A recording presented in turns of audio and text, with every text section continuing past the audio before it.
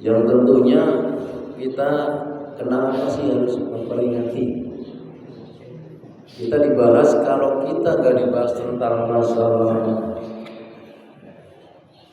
kelahirannya Kanjeng Nabi seperti apa, kita akan lupa. Dikarenakan Kanjeng Nabi Muhammad SAW selalu menyelamatkan umatku walaupun itu akan dimasukkan neraka. Tapi insya Allah kalau kita senantiasa mengingat, apakah kita perlu? Kalau mungkin kita nggak dipelajari, udah lupa. Karena sudah sejauh ini kita boro-boro tahu jasadnya ya, boro-boro tahu rupanya kayak apa, terus bagaimana akhlaknya Kanjeng Nabi, pola tingkah setiap hari, perjuangannya luar biasa. Kita nggak pernah. Kalau kita dari kutip dalam surat Al-Berjanji yang termasuk waliullah, akan lupa seperti apa sih Kanjeng Nabi. Jadi kita perlu ditiru, ya, kita perlu ditiru kelakuannya Kanjeng Nabi, sifatnya Kanjeng Nabi. Termasuk Rasulullah SAW, Nabi pungkasan, khotamin Nabi, ya, termasuk Nabi yang paling terakhir untuk penyempurna umat. Walaupun kita besok masuk neraka, insya Allah masih mengakui bahwa yakin adanya Rasulullah SAW. Insya Allah, walaupun dikucek, tetap insya Allah akan ditolong oleh beliau, mendapat pertolongan besok di alam mahsyar. Walaupun masuk neraka dulu, insya Allah ada harapan masuk surga. Hadirin rahmat Allah SWT. Jadi hadis yang menerangkan man adzama maulidan Nabi sallallahu alaihi wasallam, barang siapa yang mengagungkan dengan lahirnya Kanjeng Nabi. Wa kana Rasulullah sallallahu alaihi wasallam, dengan adanya Rasulullah sallallahu alaihi wasallam lahir. Dulu pas lahir Siti Fatimah, ibunya Aminah. Jadi sebelum lahir sudah dikasih nama sama Allah. Dalam pas mimpinya, Aminah, kata Allah, Aminah, besok kalau anakmu lahir, kasih namanya Muhammad. Sudah dikasih duluan, sebelum lahir dikasih nama. Dikasih nama oleh Allah Subhanahu, kasih namanya Muhammad. Begitu lahir ya dikasih nama Muhammad, karena dikasih tahu oleh Allah SWT. Sebelum lahir pun sudah ada nama Muhammad yang kaitannya dengan doa kita sholat. Allahumma sholli ala sayyidina Muhammad wa ala ali sayyidina kama shollaita ala sayyidina Ibrahim wa ala ali sayyidina Ibrahim fil alamin innaka Hamidum Majid. Sudah ada. Walaupun itu kan belum lahir, tapi nur cahayanya Kanjeng Nabi sudah diciptakan. Bahkan Allah mengatakan begini, tidak akan diciptakan dunia seisinya terkecuali dengan diciptanya nurnya Kanjeng Nabi. Allah tidak akan menciptakan dunia, makhluk apapun tidak akan diciptakan, malaikat, nabi, para waliullah, para manusia, para makhluk gaib, seisinya dunia nggak akan diciptakan terkecuali dengan ciptanya nurnya Kanjeng Nabi Muhammad SAW. Sudah dicipta oleh Allah SWT. Termasuk Nabi yang luar biasa. Jadi Nabi yang terakhir adalah Rasulullah SAW. Ya, terutama pada bulan-bulan Maulid ini kita prioritaskan untuk gemar membaca sholawat. Karena apa? Supaya besok di akhirat di alam mahsyar dengan keadaan panas, haus. Itu kalau kita sering baca sholawat seperti malam Jumat, Yasinah, tahlilan, sholawat, pengajian sholawat, itu besok akan ditolong oleh Allah SWT, mendapat pertolongan oleh Rasulullah SAW. Bahkan mau siratal mustaqim, dapat pertolongan oleh beliau yang senantiasa membaca sholawat. Ini yang mengagungkan karena beliau pas lahir datanglah Siti Maryam, Siti Aisyah, datang semua. Bahkan bidadari yang dari surga datang menghormati. Dan maka itu diprioritaskan untuk bulan Maulid, pasti seluruh jagat mengadakan Maulid. Karena apa tujuannya? Cinta kepada Rasulullah Shallallahu Alaihi. Dengan rasa cinta kita mensyukuri nikmat Allah yang diberikan kepada kita sekalian. Diberikan apa? Kita diakui sebagai umat Muhammad. Hadirin dirahmati Allah Subhanahu wa taala, dikarenakan mengagumkan bidadari datang semua, bahkan pun Abu Lahab yang seumur-umur itu udah dinas oleh Allah masuk neraka kecuali setan. Masuk neraka. Tapi pas malam Senin itu Abu Lahab, Najabiyun pada menghormati dengan lahir kanjeng Nabi. Walaupun itu musuh bebuyutan. Lahirnya kanjeng Nabi itu menghormati aja. Sudah tiap hari Senin diangkat dari neraka. Apalagi sebagai umatnya. Itu sebagai contoh. Dikarenakan menghormati dengan lahirnya kanjeng Nabi saat ini sudah jauh sababan dikiratihi, dengan sebab dibacakannya kalimat-kalimat Allah, kalimat sholawat. Sampai dulu pun kanjeng Nabi Adam suruh sujud, ya, dan mau semua sujud kepada kanjeng Nabi Adam. Kanjeng Nabi Adam sujud kepada Allah SWT, dan Allah memerintahkan suruh pada sujud.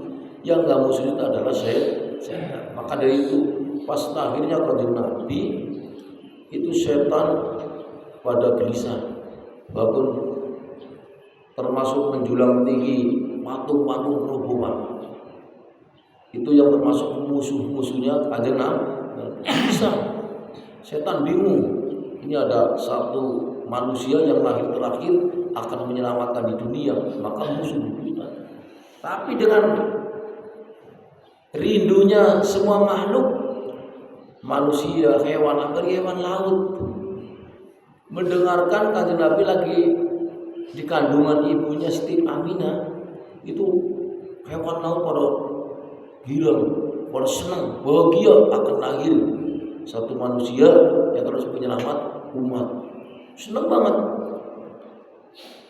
Sampai pun dengan lahirnya kanjeng Nabi, pohon bener nih, pohon yang tadinya kering, tanahnya tandus, geringsang, langsung seketika subur dengan lahirnya kanjeng Nabi. Dalam berjanji, saya kutip oleh para ulama, diambil dari hadis, di cabang-cabang. Jadi hewan-hewan buas pun pada tunduk, pada senang. Yang tadi pohon-pohon gak buah langsung berbuah. Makanya kalau orang tuna itu mengadakan wuludan pasti pada kepungan pada bawa bos, bawanya banyak terus segala macam kalau di kampung. Karena apa? Itu ada sejarahnya. Jadi sepertinya pas ada kanjeng Nabi, pohon-pohon pada tunduk, pada deket, pada takluk, pada berbuah. Yang tadinya buah langsung matang, langsung. Coba luar biasa. Matang Pak,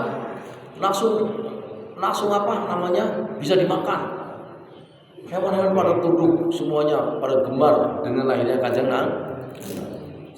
Apakah nggak salah kalau kita menghormati dengan lahirnya kanjeng Nabi, ya kan? Peringati waktu zaman dulu, supaya kita mengingat kanjeng Nabi pun selalu mengingat fihi ulitu wa fihi buistu, fihi ulitu wa sumu fi yaumil isnin, kata Rasul.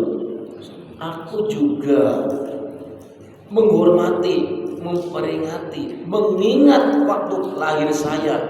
Maka kanjeng Nabi pun melakukan puasa hari Senin sampai dibuka. Hadza yaumul isnin tadkhulu jannah wa tusarul nar. Akan dibuka pintu surga dan akan ditutup pintu neraka. Bagi siapa? Saumu fi isnain.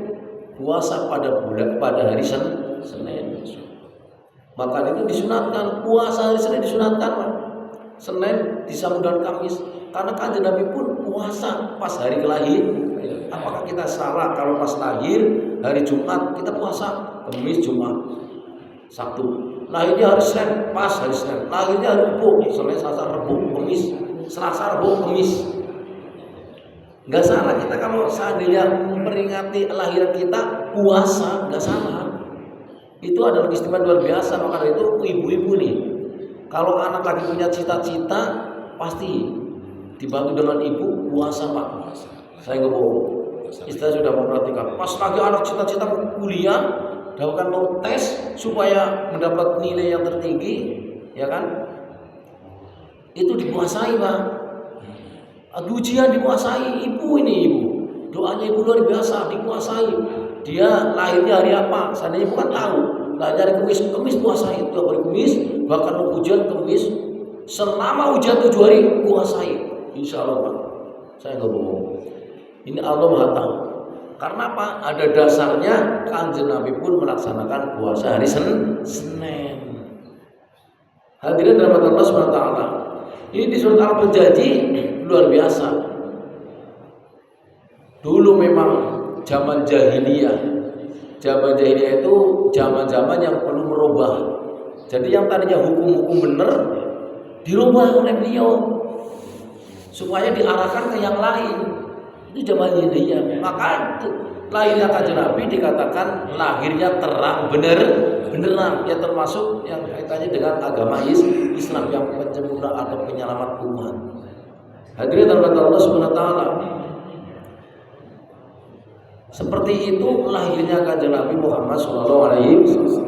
Dengan sebab dibacaan Al-Qur'an, ya, dengan sebabnya kita dibaca Al-Qur'an,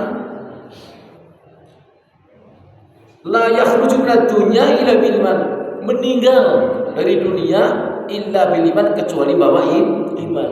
Karena apa?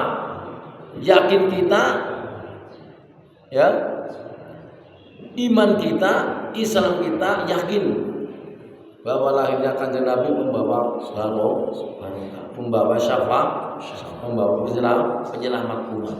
Maka dari itu kita yang senang memperingati, mengagungkan dengan lahirnya Kanjeng Nabi, insya Allah besok kita meninggal layak rujukannya keluar dari dunia, artinya meninggal kecuali bawa iman. Karena iman bahwa itu Rasulullah tetap ada, dan makanya doa kita dibacakan terus. Itu untuk mengingat kita, mengajari kita. Hadirin dirahmati Allah Subhanahu wa taala. Tidak hanya seperti itu, yang mengagungkan, insya Allah kita akan ditolong dengan wa'id dakhala jannah biwaisal. Besok akan kita dimasukkan surga, Pak. Dimasukkan surga tanpa hisab, karena udah dijamin. Rasulullah SAW menyelamatkan umat, tidak memikirkan istri, tidak memikirkan anak, tapi yang dipikirkan adalah umat. Bagaimana caranya umatku bisa masuk surga? Ditutup sampai nerakanya digenggam, supaya umatku jangan sampai tergelincir dalam neraka. Mau menuju Siratal Mustaqim, genggam nerakanya, supaya umatku bisa menjalani Siratal Mustaqim. Jadi luar biasa. Apakah kita salah kalau kita mengagungkan dengan lahirnya Kanjeng Nabi? Contoh yang tadi, Abu Lahab yang seumur masuk neraka, dengan menghormati lahir Kanjeng Nabi, insya Allah hari Senin diangkat dari neraka. Apakah kita salah kalau kita mengagungkan Kanjeng Nabi Muhammad SAW? Karena banyak dasar yang kaitannya dengan Maulid Nabi. Hadirin yang dirahmati Allah SWT, di sini Kanjeng Nabi menunjukkan derajat yang paling tinggi, paling utama di dalam surat Al-Janji mengatakan, Atirillahumma qabrahul karim bi'arshi syadid bi'asurati wa taslim Allahumma salli wa sallim wa barik alaihi. Bapak kalau punya anak lahiran atau cucu lahiran, itu dibacakan perjanjian apa? Maulid tiba enggak? Bisa? Itu. Seperti kita lahirnya kanjeng Nabi, kita mengagungkan, dibacakan sholawat, karena itu sholawat adalah di surat Al-Janji kita dibacakan, mengikuti jejak-jejak seperti itu tidak salah. Itu soal isinya sholawat tuh. Kita membaca sholawat bareng-bareng, mengingat pas kelahirannya kanjeng Nabi, keluarganya kanjeng Nabi. Mudah-mudahan kita ingat kepada lahirnya kanjeng Nabi, juga mudah-mudahan kita ingat kepada lahirnya kita. Rohatil atiyaru tashidu bilayalil maulidi wa barikun nuri abadu bimba'ani ahmadi. Rohatil atiyaru tashidu bilayalil maulidi wa barikun Bima'ani Ahmadi wa bariqun nuri yabdu Bima'ani Ahmadi wa bariqun nuri yabdu Bima'ani Ahmadi Bima'ani Ahmadi. Abdullah nama ayahnya Aminah ibundanya, Abdul Muthalib kakeknya, Abu Thalib pamannya, Khadijah istri setia, Fatimah putri tercinta, semua bernasab mulia dari Quraisy ternama. Inilah kisah sang Rasul yang penuh suka duka. Inilah kisah sang Rasul yang penuh suka duka, yang penuh suka duka. Anak kecil hafal? Kita nggak hafal. Kita nggak hafal karena nggak pernah menyanyikan atau menyairkan. Nah inilah, kalau kita nggak pernah meringati seperti ini baru hafal. Padahal kita harus hafal. Kakeknya namanya siap, ibunya namanya siap, bapaknya, ayahnya namanya siap, pamannya namanya siap, bahkan sahabatnya namanya siap. Itu melahirkan Nabi. Tapi kita sering mengulas setiap tahun insya Allah lama-lama hafal. Dan walaupun nggak hafal ya masih ingat. Oh ya, ibunya namanya Siti Aminah, bapaknya namanya Abdullah, pamannya namanya Khadijah namanya istrinya, Siti Fatimah namanya anaknya. Apa? Sampai anaknya baru berapa? Kanjeng Nabi kita hafal Pak. Bang, anaknya kanjeng Nabi berapa Pak? 7. Alhamdulillah, berarti sering haji. Anaknya kanjeng Nabi 7, perempuan 4, laki-laki 3. Nah, kalau kita nggak sering diulas boro-boro. Itu termasuk kanjeng Nabi Muhammad SAW. Karena ini bulan Maulud, prioritas kita harus membaca sholawat, terus mensyukuri nikmat Allah, membaca Al-Quran.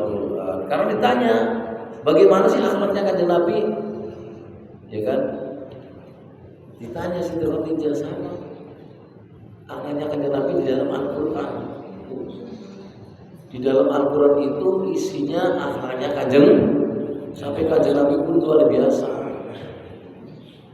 Zaman dulu ada seorang sesuatu sejarah dan cerita, memang benar sejarah nih. Orang kakek-kakek tua bangka umurnya udah puluhan tahun, dia kafir. Dia kafir, hidup sebatang kara.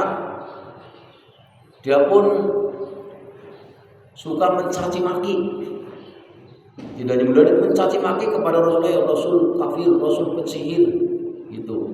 Muhammad pensihir, Muhammad kafir, gitu.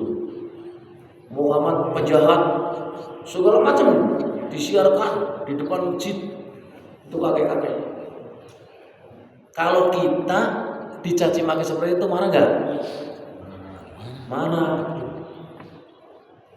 Apalagi zaman dulu, zaman jahiliyah, marah. Oh, si Baji bangsat seandainya ya, terus ngomongnya macam-macam, fitnah segala macam. Kalau kita mesti marah ya. Tapi ini untuk suatu mujizat yang luar biasa, contoh. Karena uswatun hasanah, Kanjeng Nabi termasuk dari suri teladan. Gimana sih gak marah? Dicaci maki setiap hari, dikabar-kabar kepada orang kafir, orang masyarakat, pembohong, ya kan, pembunuh, begitu. Tapi Kanjeng Nabi tidak. Coba ini, kira-kira dicontoh bisa nggak kira-kira contoh? Tapi Kanjeng Nabi tetap dia malah memberikan makan setiap hari. Setiap waktu ngasih makan, disuapin, bahkan yang tadinya makanannya keras, dikucek-kucek dia lemes makanannya, dicariin makanan setiap hari disuapin dengan lemah lembut, dengan suara yang bagus, yang baik. Pada itu mencaci maki.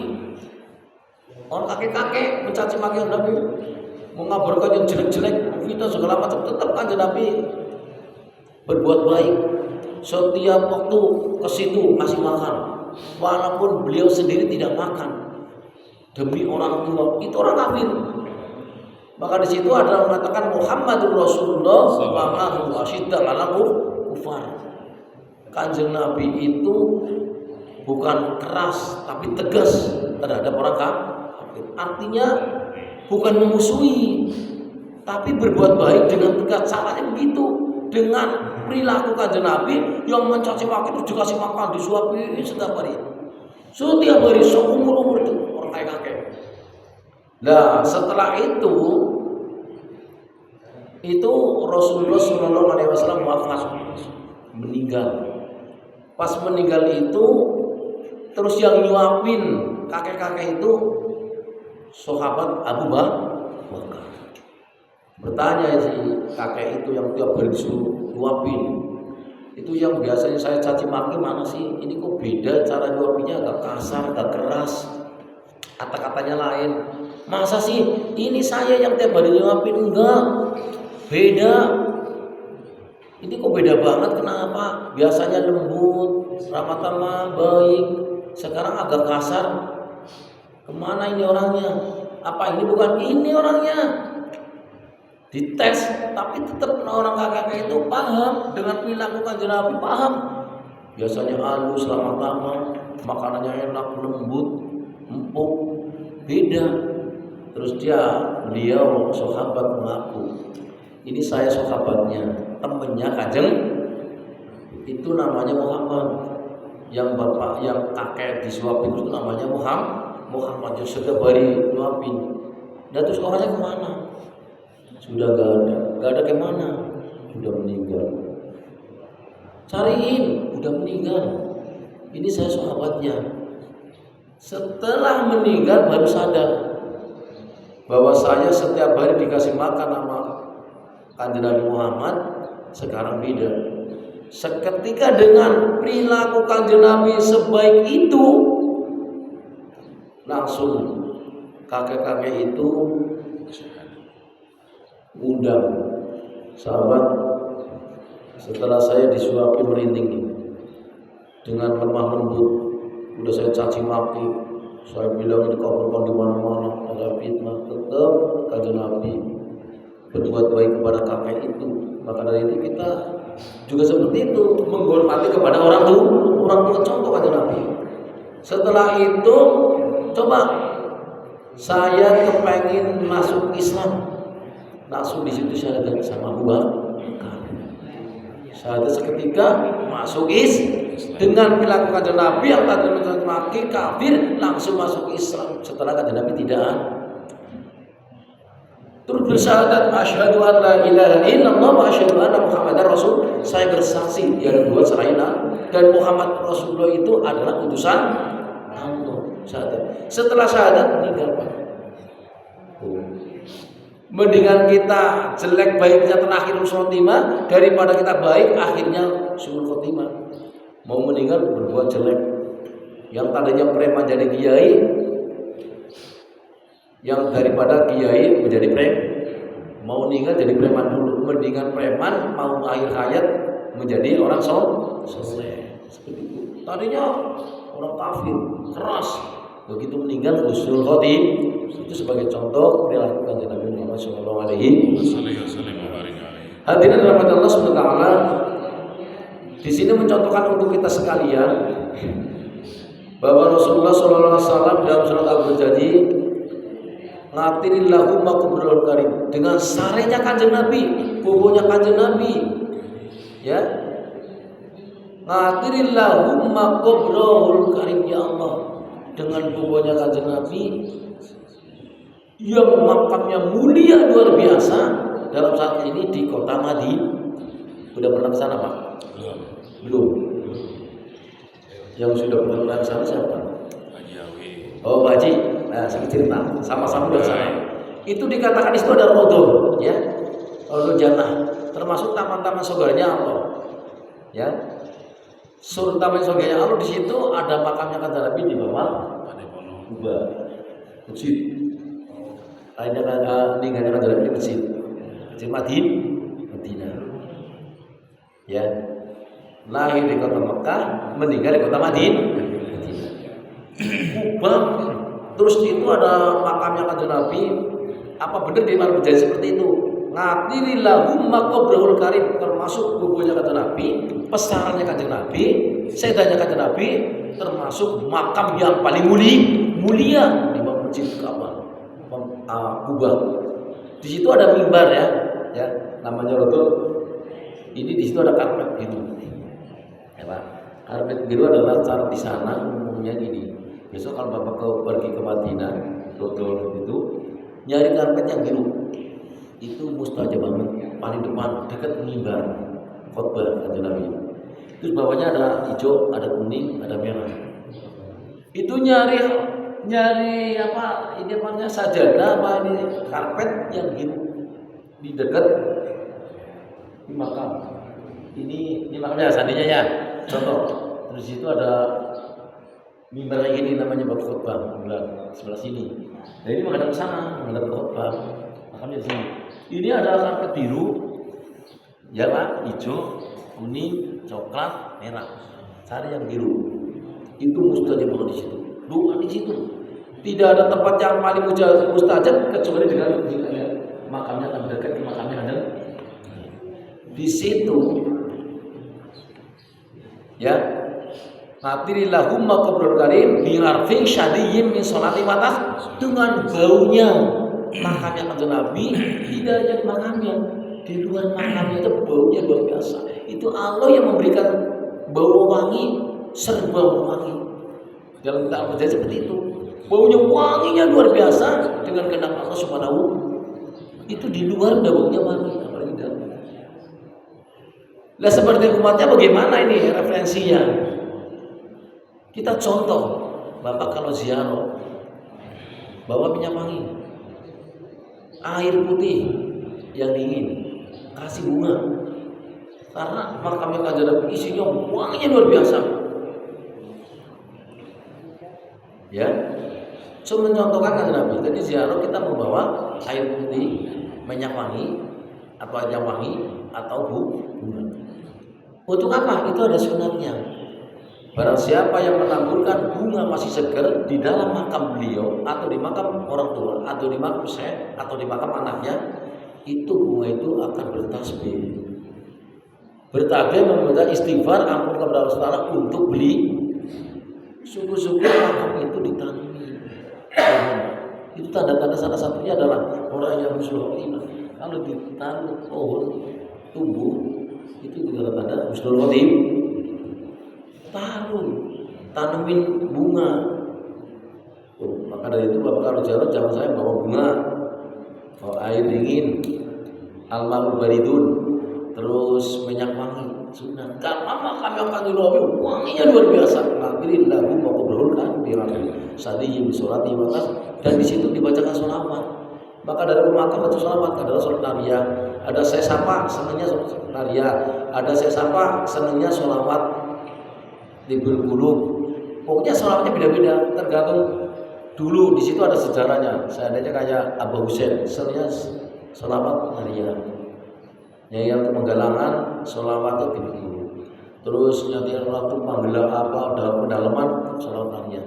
Itu minimal sholat atas 5 dan kerahmatan Allah SWT diberikan kepada beliau dan keselamatan untuk beliau.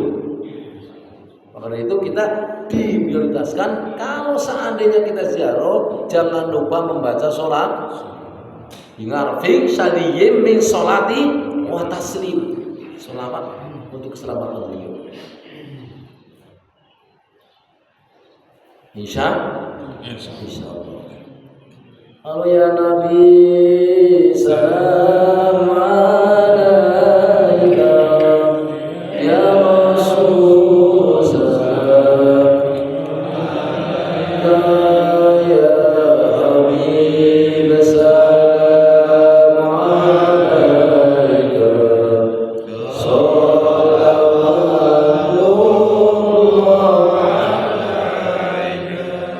Ashraqal badaru alaina falafat minul muduru mislamus nikmaru alaina qatu ya wajah sururi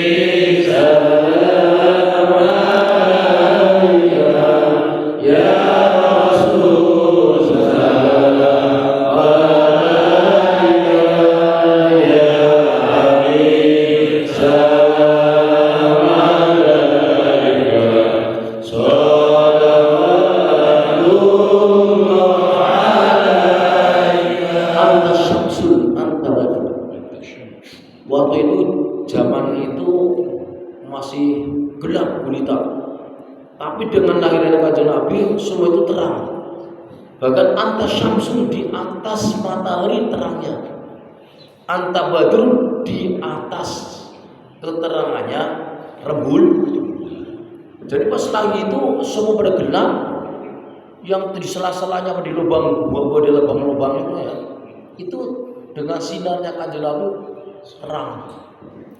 Maka di sini dikatakan anta syamsun anta badrun. Anta untuk kanjeng Nabi syamsun di atasnya matahari.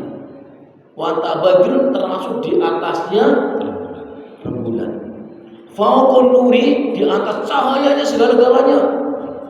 Yang tadinya gelap jadi terang dengan lahirnya kanjeng Nabi. Sampai orang-orang kafir ada kanjeng Nabi. Dia lihat sinarnya. Cara bahasa silau orang nggak bisa lihat karena sinarnya,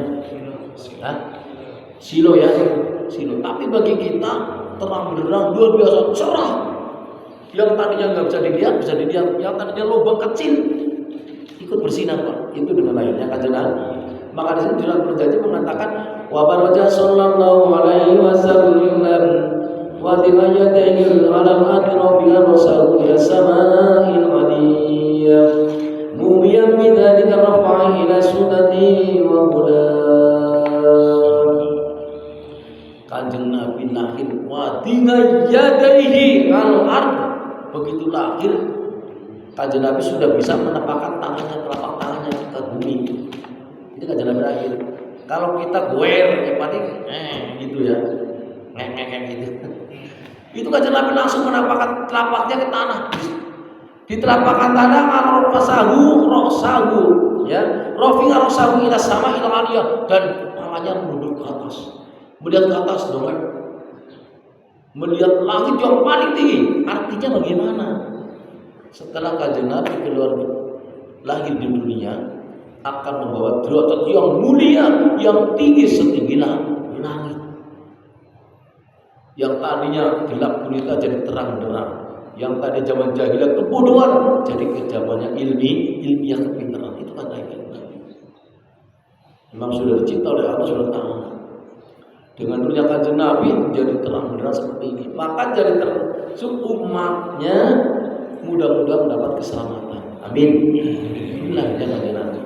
Bahkan kanjeng Nabi lahir pun tidak seperti itu. Kita sebagai contoh manusia mah biasa. Tapi kanjeng Nabi yang lain.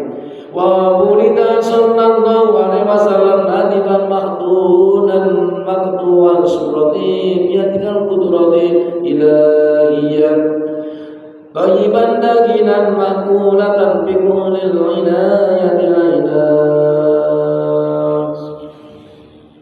Kanjeng Nabi lahir, tangannya langsung bisa nempak ke tanah, terus kepalanya melihat ke atas langit yang paling tinggi, dan dilahirkan madinga yadayhi wulidan nadifah mahtunan. Kanjeng Nabi lahir sudah keadaan bersih, gak ada kotoran. Kalau kita bersih nama dukunnya, dukun bayi, udah bersih. Mahtunan juga sudah keadaan sunat. Udah kan sunat Mas? Udah dihitam. Kanjeng Nabi. Makanya manusia lain daripada yang lain, yaitu kanjeng Nabi. Digambarkan seperti apa? Ya kita nggak bisa melihat. Nggak boleh digambarkan kanjeng Nabi itu paling istimewa. Makhluk yang paling mulia adalah kanjeng Nabi Muhammad SAW, melebihi makhluk yang lain. Digambarkan di kitab itu mengatakan abyadul wahmarun, putih disertai dengan kemerahan. Itu rupanya kanjeng Nabi. Kalau manusia di dunia belum ada lah. Kanjeng Nabi Yusuf ganteng banget ya. Kanjeng Nabi yang paling ganteng adalah kanjeng Nabi Yusuf. Sampai pun bosnya, majikannya, bosnya itu kan dulu ikut gembala, ikut ini ya, ikut ngenger ke orang karena saudaranya banyak. Sampai pun orang tua kegiur sama kanjeng Nabi Yusuf. Buat gantengnya sampai ditarik-tarik, sampai diminta masuk penjara karena ganteng kanjeng Nabi Yusuf. Tapi melebihi ganteng, melebihi istimewa, belum seberapa. 50% pun masih dibagi dua sama kegantengannya kanjeng Nabi. Tidak ada yang melebihi kanjeng Nabi. Nggak boleh digambarkan kayak apa sih kanjeng Nabi, gantengnya seperti apa, nggak bisa. Dalam kitab nggak bisa. Cuma dikatakan abyadul ahmarun, putih beserta merah.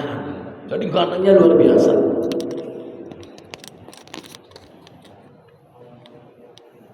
Insya Allah. Seperti itu kanjeng Nabi. Jadi udah keadaan hitam Pak. Tidak hanya kita sudah hitam, terus kita menjadi hitam.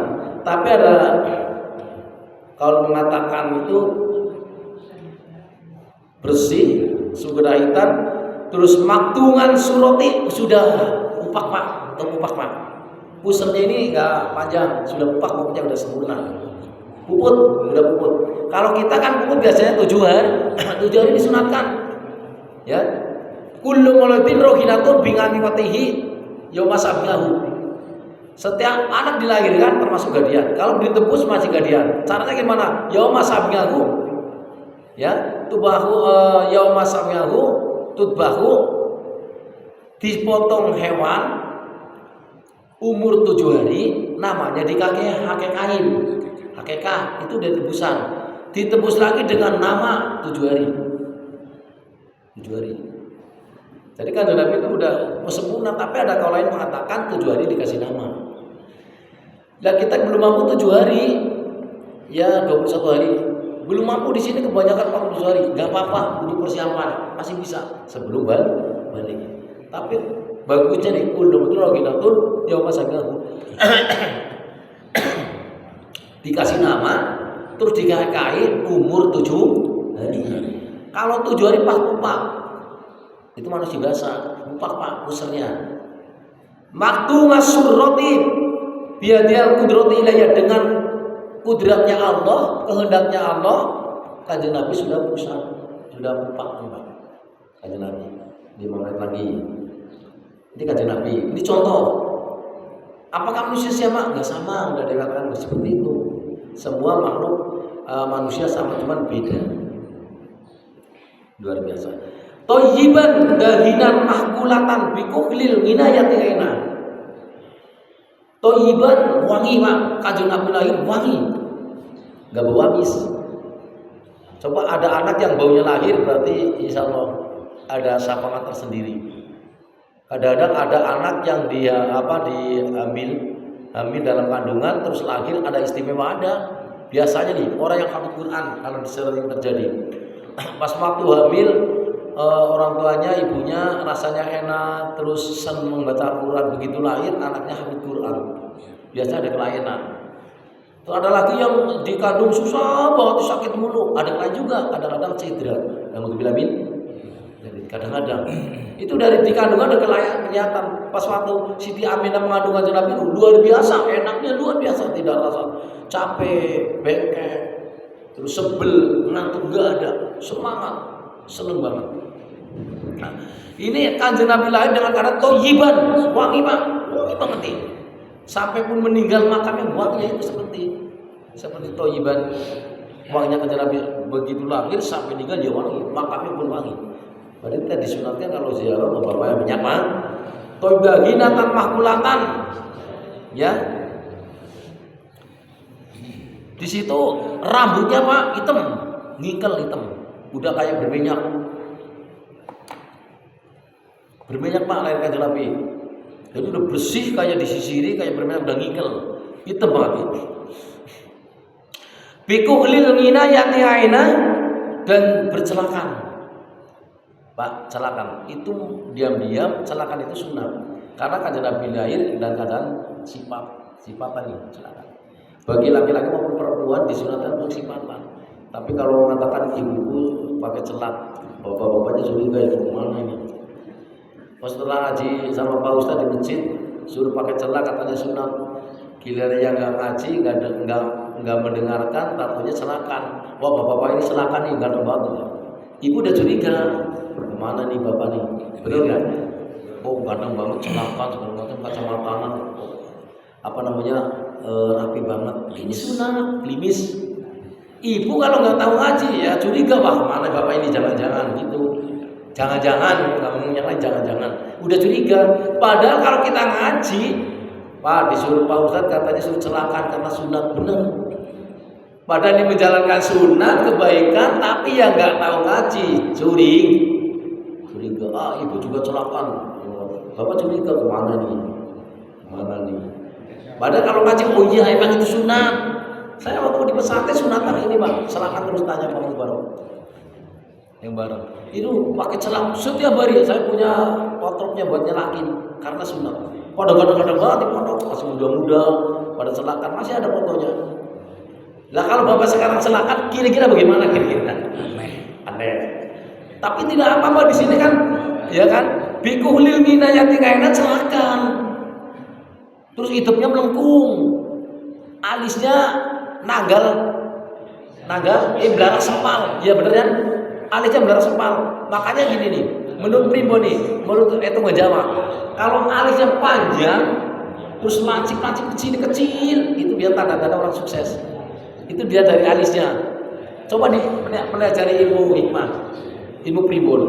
Kalau alisnya gede terus kecil, kalau cewek nih kelihatan, itu berarti ada tandanya udah kelihatan cantik, apalagi celakan. Terus tanda-tanda orang sukses.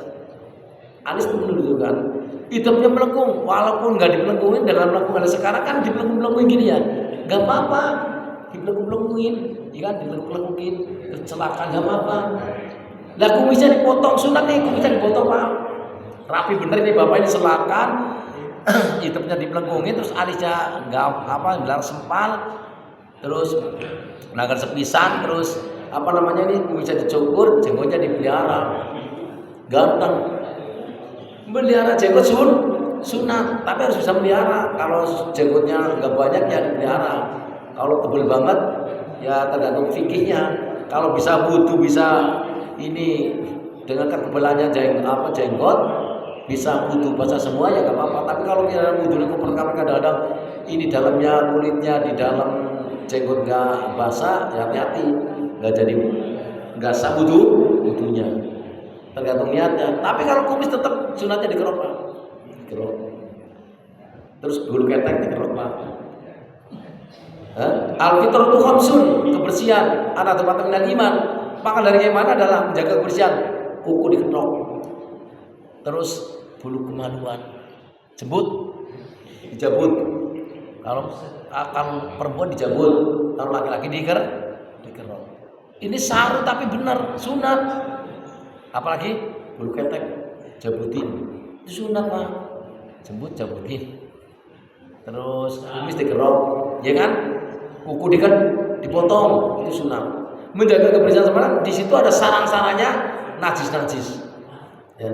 Dari magulatan dari seperti itu Kanjeng Nabi lahir dengan keadaan sudah sunat, terus baunya wangi, sudah bersih, rambutnya hitam seperti diminyakin, udah kayak disisir, terus lahirnya wangi, baunya, terus selakan, bener ya?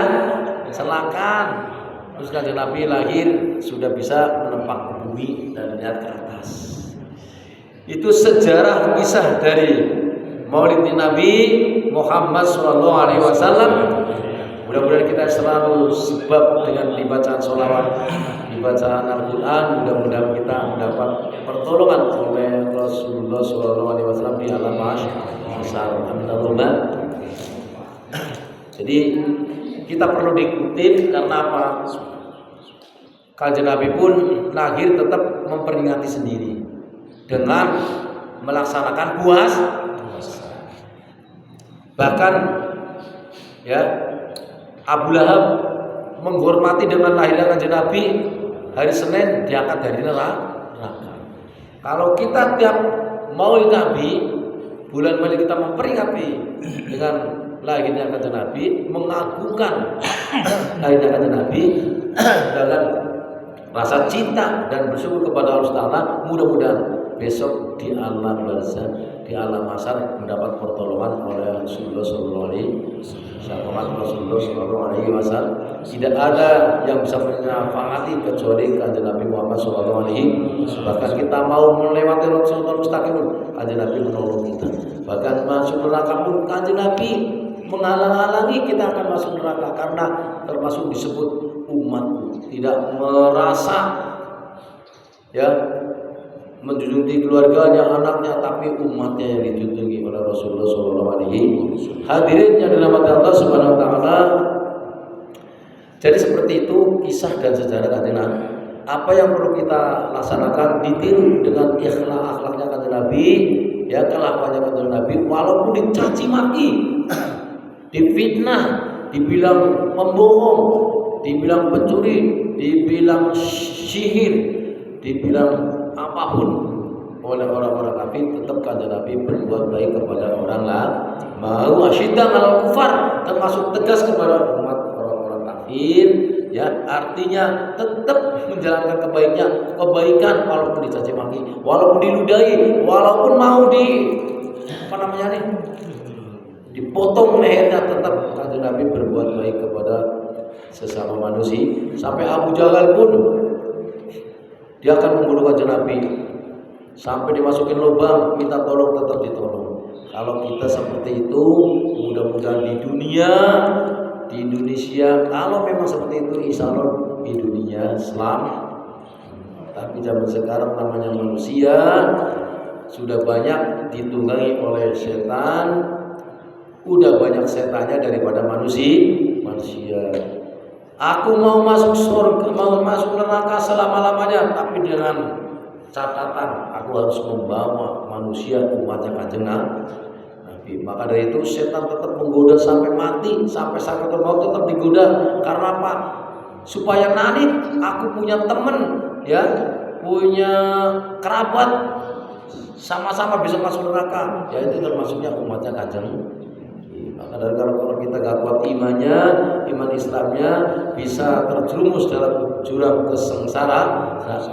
Memang baik gampang diucapkan, amaliyah soleh gampang diucapkan, tapi susah dilakukan. Karena apa? Kita nafsu, punya nafsu yang diarahkan oleh setan. Jadi nggak sebaik kita yang kita niatkan. Tadi contohnya seperti itu, Rasulullah SAW akhlaknya luar biasa, tapi kita tetap namanya manusia masih jauh seperti itu. Tapi mini-mininya kalau kita menuntut ilmu, mudah-mudahan akhlak kita bisa terpelihara, diarahkan dengan yang baik. Amin Allahumma amin. Begitu kami sampaikan di kesempatan ini hari. Mudah-mudahan apa yang kita sampaikan tentang sejarah Maulid Nabi kita peringati, dan kita kalau ziarah seperti itu membawa wangi, membawa bunga, membawa air putih, supaya mencontohkan bahwa makamnya kata Nabi adalah wanginya luar biasa, bersihnya luar biasa, semer berwangi. Itu dari Allah Subhanahu wa Ta'ala. Maka itu mari kita bersama-sama para hadirin berdoa dalam pagi ini. Mudah-mudahan apa yang kita niatkan, cita-citakan untuk Masjid Al-Hidayah senantiasa dikabul oleh Allah Subhanahu wa Ta'ala. Yang mudah-mudahan kita diberikan keberkahan, amin. Panjang umur, berkah umurnya, amal ilmunya, dijauhkan dari segala malapetaka, segala penyakit, segala fitnah, dijauhkan dari segala cobaan, dan mudah-mudahan kita selalu senantiasa diampuni oleh Allah Subhanahu wa Ta'ala, dosa yang kecil maupun yang besar, yang disengaja maupun tidak disengaja. Ya Allah, jadikan kami mohon kepadamu, ya Allah, tunjukkan ke jalan yang benar, jalan yang shiratal mustaqim. Jadikanlah ya Allah usaha kita yang senantiasa dilancarkan oleh Allah Ta'ala, dibanyakan rezekinya, dilebihkan rezekinya untuk ziarah ke Madinah dan pergi ke Makkah, amin. Dan mudah-mudahan yang lagi usaha dilancarkan usahanya, yang lagi dagang mudah-mudahan dagangnya dilancarkan, yang lagi usaha mencari nafkah untuk keluarga mudah-mudahan diberikan keselamatan, amin. Yang terutama mudah-mudahan jadikanlah keluarga kita ya Allah yang keluarga sakinah mawaddah warahmah, jadikan anak yang soleh dan solehah, berbakti kepada kedua orang tua lulusan dan rasa amin. Ya Allah, ya Allah, kepadamu ya Allah. Dalam hal ini, hari ini mudah-mudahan memberikan keberkahan ya Allah. Yang kurang beruntung mudah-mudahan diberikan keberuntungan. Yang lagi kesulitan mudah-mudahan diberikan jalan keluarnya ya Allah. Yang lagi kurang ekonominya mudah-mudahan dicukupkan oleh Allah Subhanahu wa Ta'ala, amin. Nas'aluka al-ijabah wal barakah ilaihi anta maqsudil wa taqabbal bi amatina Muhammad wa bi qulbi wa bi nafsi rahmati ya rahman min al-musyrikin al-muslimin al-khadim al-munadir al-du'ain Allahumma inna a'udzubika bi kalimati la yadamati min afil absari wa min al-bari bi nafsi wa dami wa lamil juludi wal muruki wa min dhulli subhanaka taqaddaw wa amraka yuqalu wa yakul Allahumma rabbana bi rahmati ya rahman anta salim wa bidu wa sallallahu barakatuh wa anta sallallahu wa bidu dunya wa bisiril fatihah. Bismillahirrahmanirrahim. Alhamdulillahirabbil alamin arrahmanir rahim maliki yaumiddin. Iyyaka na'budu wa iyyaka nasta'in ihdinas siratal mustaqim siratal ladzina an'amta 'alaihim ghairil maghdubi 'alaihim waladdallin. Amin. Amin amin ya Allah ya rabbal alamin. Terima kasih sebagian maaf atas kekurangannya. Billahi taufiq wal hidayah wal hinayah. Assalamualaikum warahmatullahi wabarakatuh.